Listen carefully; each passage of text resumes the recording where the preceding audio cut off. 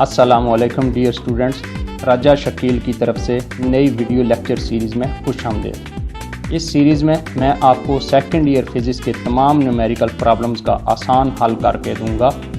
इस सीरीज़ में हर numerical problem के लिए सेपरेट वीडियो लेक्चर रिकॉर्ड किया जाएगा। उम्मीद है कि आप इस सीरीज़ को पसंद करेंगे।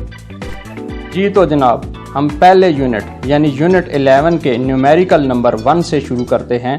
इसकी स्टेटमेंट कुछ इस तरह से है: what is the magnitude of force of attraction between an iron nucleus bearing a charge Q is equal to 26 E and its innermost electron if the distance between them is 1 multiply 10 power minus 12 meters।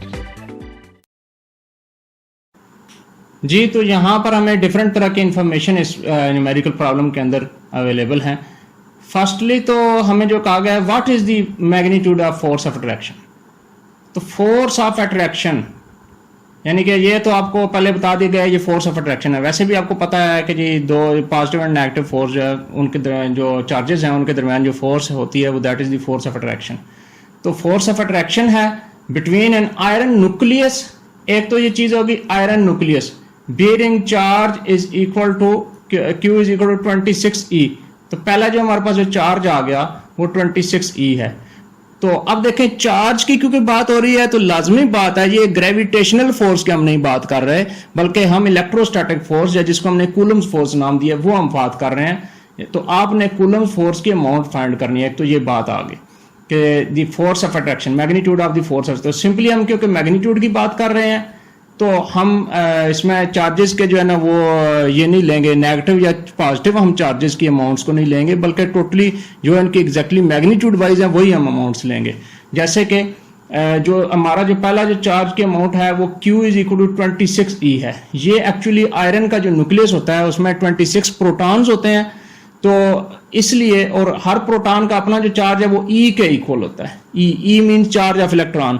Actually magnitude wise charge of electron and charge of proton same होते हैं magnitude के लिहाज से, सिर्फ positive and negative का difference है। तो अब ये आपके पास ये फर्स्ट चार्ज आ गया एक्चुअली जो Q1 जिसे हम कहेंगे। तो Q1 जो आपने पढ़ा है कूलम्स लॉ में कि जी F is equal to K Q1 Q2, यानी दो चार्जेस के दरमियान जो फोर्स ऑफ अट्रैक्शन और रिपल्शन होती है। तो फर्स्टली ये हमारे पास आ गया Q1 चार्ज जो है इसकी अमाउंट है जी 26E। तो E जो है इसकी वैल्यू होती है, आपको ये याद होगा, जो पहले भी आपने मैट्रिक में भी ये चीज पढ़ी हुई है, वो क्या है 26E। E एक्चुअली होता है चार्ज ऑफ एन इलेक्ट्रॉन, या फिर प्रोटॉन का भी यही होता है क्योंकि हम मैग्नीट्यूड वाइज हम बात कर रहे हैं। तो E means electron and that is 1.6 cross 10 power minus 19 Coulomb's. ये होता है 26E का मतलब हो गया कि क्या कि 26 multiply 10 multiply 1.6 cross 10 power minus 19 Coulomb's. ये Q1 चार्ज है। सेकेंडली अब जो दूसरी जो चीज आ जाएगी, दूसरा जो चार्ज है that is the Q2 charge. और Q2 चार्ज कितना है एंड इट्स दूसरा जो लिखा है and it's inner most electron. Inner most electron कौन सा है जी? एक्चुअली जो फर्स्ट ऑर्बिट में जो इलेक्ट्रॉन होता है that is the inner most electron. तो वो जो है उसका जो चार्ज आ गया वो हम Q2 कर लेते हैं। तो एक ही क्योंकि इलेक्ट्रॉन है तो इसलिए हम कहेंगे 1E इसका चार्ज है total. Q2 is equal to 1E जो कि हो जाएगा 1E। एक इलेक्ट्रॉन का चार्ज वो कितना होता है 1.6 मल्टीप्लाई 10 पावर माइनस 19 कूलम्स। ये जनाब हो गया चार्ज ऑफ ये इलेक्ट्रॉन जो कि इनर मोस्ट इलेक्ट्रॉन का जो चार्ज हो गया। तो हमारे पास दो डाटा बन चुके हैं। तीसरा है कि जी if the distance between them is 1 multiply 10 power minus 12 metre. तो ये डिस्टेंस आप D से रिप्रेजेंट करें, स्मॉल d से, या फिर स्मॉल r से भी आप रिप्रेजेंट कर सकते हैं इसमें। तो मैं यहाँ पर D लिख रहा हूँ। D is equal to small d is equal to कितना है 1 मल्टीप्लाई 10 पावर माइनस 12 मीटर्स। आप इसको R भी लिख सकते हैं, यूजुअली हम R भी यूज करते हैं, स्मॉल r। तो जो मर्जी आप यूज कर लें D और R। जैसे आपने फार्मूला याद किया F is equal to K Q1 Q2 by R square कर लें, या F is equal to K Q1 Q2 by D square. Anyhow तो ये बहरहाल ये हमारे पास मेन डाटा कंपोज हो चुका है। हमने क्या करना है F फाइंड करना है, और फिर इसके बाद Q1 हमें पता है, यहाँ पर अभी हमें मिल चुका है Q1, फिर Q2 भी हमें नोन है, एंड डिस्टेंस भी हमें नोन है और हमने f फाइंड करना है। तो अब हम देखते हैं कि इसका क्या प्रोसीजर किया जा सकता है। तो अब हम इसका प्रोसीजर करेंगे f को फाइंड करने के लिए।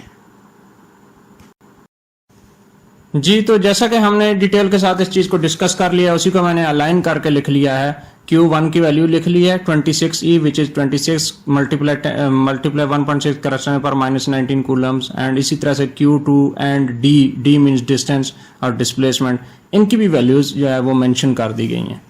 तो अब हमने फाइंड क्या चीज़ करनी है? फाइंड हमने करना है F means force of attraction. इसको आप FE भी लिख सकते हैं, F के साथ छोटा सा आप जो है ना राइट नीचे करके F स्मॉल E भी लिख लें, E फॉर इलेक्ट्रोस्टैटिक। बहरहाल F ही ठीक है, I think so it is better. तो F आपने लिख लिया। इसके बाद यानी F is to be found means force of attraction आपने फाइंड करनी है। तो अब आप इसका प्रोसीजर करेंगे। प्रोसीजर में क्या है कि आपके पास एक तो है कूलम्स फोर्स का फार्मूला है, that is F is equal to KQ1 Q2 by D square और KQ1 Q2 by R square भी आप जिसको कहते हैं। तो इसमें आप सिंपली वैल्यूज आप पुट कर दें। K की वैल्यू आपको पता है, what is the value of K? K की वैल्यू है जी 9 × 10⁹ न्यूटन मीटर स्क्वायर पर कूलम स्क्वायर।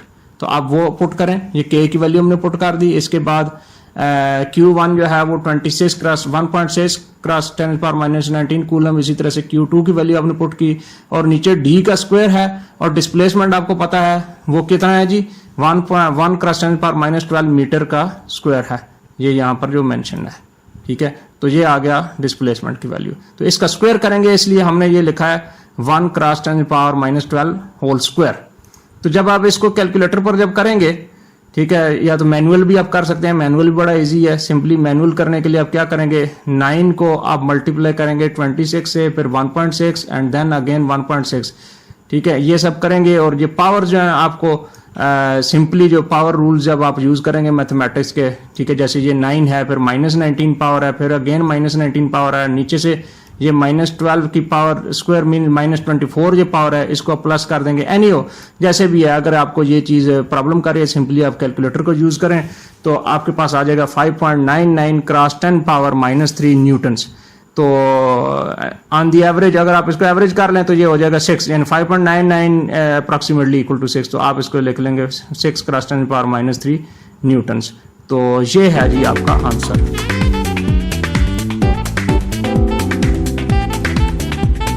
तो डियर स्टूडेंट्स, आपको मेरा ये वीडियो लेक्चर कैसा लगा अपने कमेंट्स में ज़रूर लिखें। अगले लेक्चर तक के लिए इजाज़त दीजिए। अल्लाह हाफिज़।